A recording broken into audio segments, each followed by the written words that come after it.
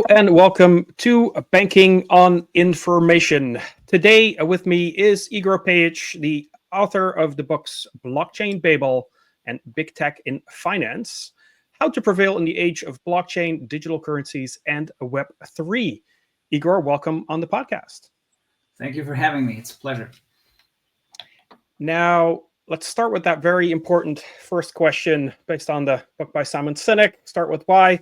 Why, Igor, do you do what you do? That's a good question, but let me answer that in two parts. So first part is why am I working on tech and the money business, and the second thing is why I'm writing books about this, because I think it's two separate but strongly connected questions. The first one is, well, basically I spend my entire professional life working at the intersection of technology and finance, and I relished it. Right? Why was that? Because I think we're blessed to live at an age where we have technological progress not just accelerating, but it's accelerating exponentially, right? So we don't have any more these long time frames in between innovations, and it's also not just one technological trajectory, but it's multiple of them. So you see things like AI, blockchain, also other areas, non-digital areas, and they're all advancing extremely rapidly, and they're also feeding off each other. So it's very difficult to forecast what will happen. So it's highly interesting. And I'm not just talking, as I said, about digital technologies, but it's also things like gen tech, biotech, satellites, the new space race, new ways to harness energy. So I think really that exploration is kind of the essence of the human spirit. And that's why I'm very interested in finding out what will happen, what the new technological potentials would bring, and how we will, what we will make out of them. And that's not just a professional interest or personal interest in the topic, but it's also the fact that if we look at the history of technology, it has always had a tremendously good impact on the human condition and human life, right? And I think that it's just some very important trends that we're living through, and I'd like to do a small contribution to it. But you might ask, why not be just working on it in a company? Why not be a founder? Why not be an innovator? Why talk about it all the time? Why write articles, and especially why write books in such a fast-paced environment, such a fast-paced time as today? Because technology is literally changing every day, and yet you have publishing with very long cycles. Well, quite frankly, because I believe that, again, if you look at the history of technology, there have been so many groundbreaking technologies invented, and oftentimes they have been there for a very long time until they actually made a difference. And why? Because it takes people to act on those technologies, to materialize the potential that they deliver. And I think that one way to make those entrepreneurs or managers or whoever understand what the technology is and where the future is headed to is by books. I think that books are really the best way to learn of new technology, and it's quite simply the fact that you have to spend so much time and invest all of your cognitive resources and all of your time for multiple hours. You're just trying to understand one aspect or one technology, and that's quite frankly extremely important. And I think that this is in particular important in an age of social media that's extremely fast paced. You have oftentimes rather shallow information, but also an age where you have many very good resources, right? Excellent articles, excellent reporting, and great in-depth analyses. But still, I think that the book as a medium is the best way to have this calm introspection, to learn about the complex new thing, which a technology is. And it's not just the technology, as I said, but also its implication in the real life. So that's why I believe that books are so essential, even though sometimes they're forgotten in our discussion, especially about technology. Yeah, no, that is great. So you are passionate about innovation, not just at the intersection of financial services and technology, but just broadly. And then you are a teacher. You like to teach people things. You like to do that through the medium of writing a book and actually putting it down on paper, which I appreciate that you take that time to do that. So that is great. Thank you for sharing your why. Now, how in the book, like what are you talking about in the book? How do people learn from what you're writing down? Tell us a little bit about the Big Tech in Finance book that you've just released. Mm-hmm. Definitely. So the way I see it, or the way I hope that my readers will see it, that they spend maybe $20 to $30, but they get a whole bunch of what a research team would do, and also what a management consultant would do for that thing. Well, basically, big tech in finance, like blockchain Babel, is on the one hand a strategic consideration. So I look at a certain trend in financial services that is connected to innovation. In this case, the entry of data giants and IT giants in general into the financial services world, and not just the entry, but also the expansion of what they're doing. Yep. But I don't just stop with my own analyses, but I also interviewed dozens and dozens of experts, and not just any expert. It was really some of the top-notch thinkers on that issue, and whether that be bankers, whether that be entrepreneurs or politicians, regulators. Mm-hmm. So it has been a very, very wide range of them, very wide range of perspectives, also contrasting perspectives. And basically, I try to tell, on the one hand, the story of all of the opportunities that companies like Google, Apple, Amazon bring to the table. Mm-hmm. Because let's face it, they are perhaps the biggest scalers of technology out there. But on the other hand, I also show that it is, on the one hand, a danger to commercial banks or to other companies, whoever is in the business of in a business that will or might be disrupted by those huge and hugely impactful players. Yep. But on the other hand, it's also a consideration of more systemic risks, right? What could it mean to financial stability if all of a sudden billions of people flock to, let's say, the Libra coin that Facebook tried to introduce?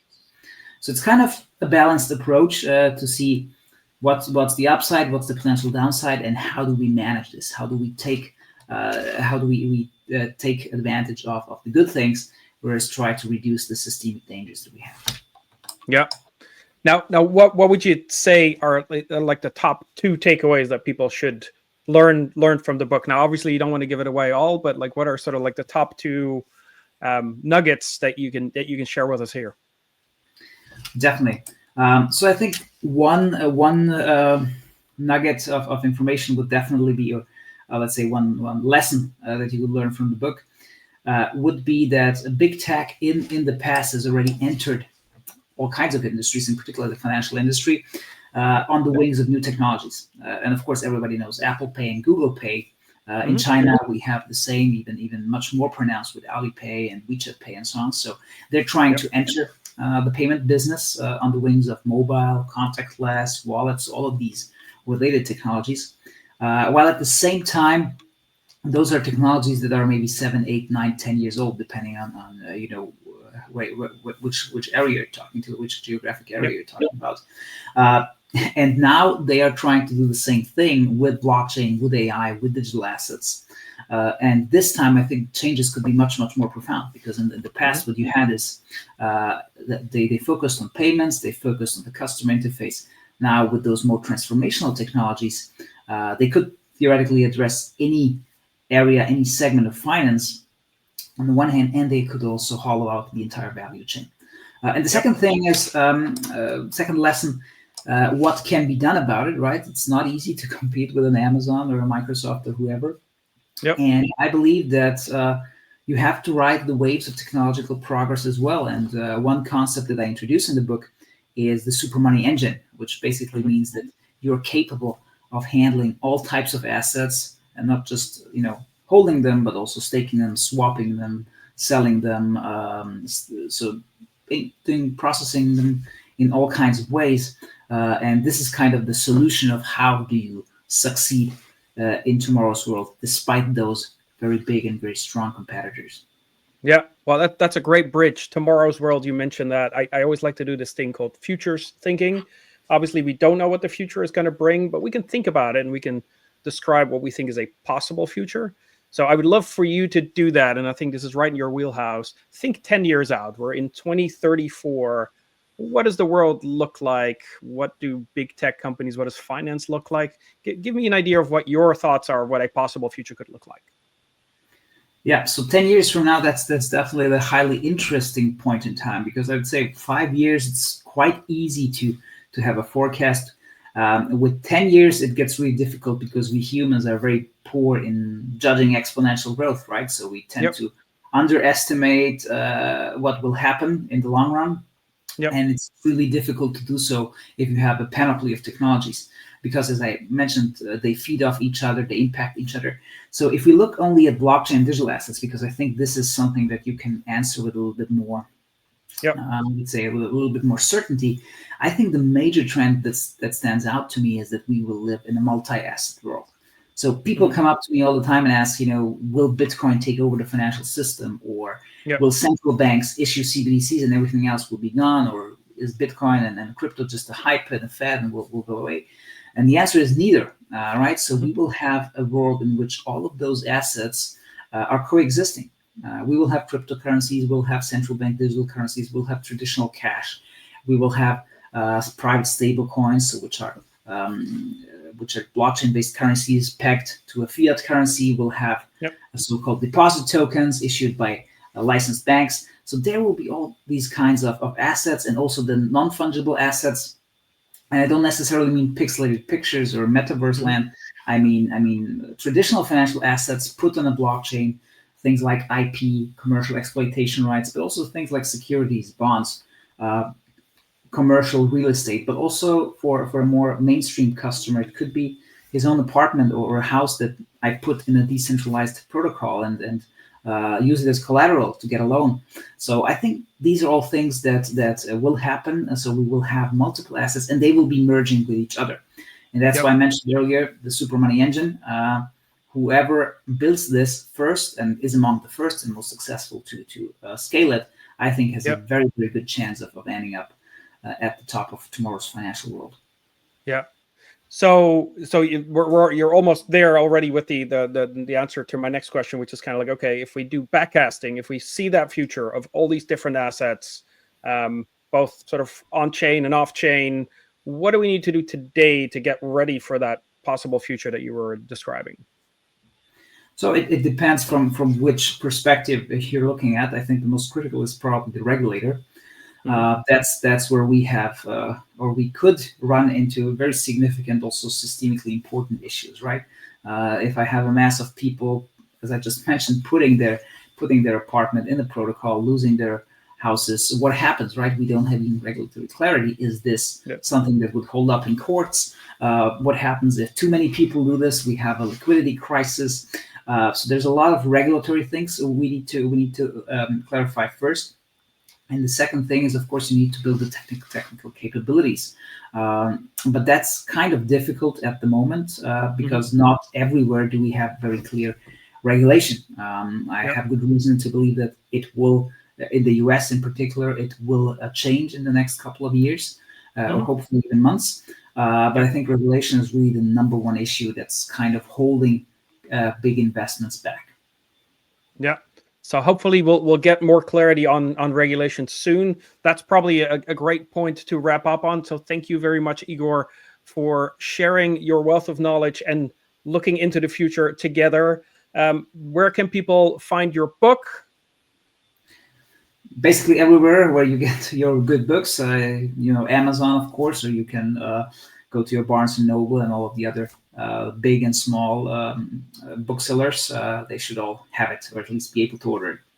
Perfect. So wherever you get your books, go there and find Igor's book, Big Tech in Finance: How to Prevail in the Age of Blockchain, Digital Currencies, and Web3. Thank you so much, Igor, for being on the podcast. Thank you very much for the invitation. And until next time, choose to be curious.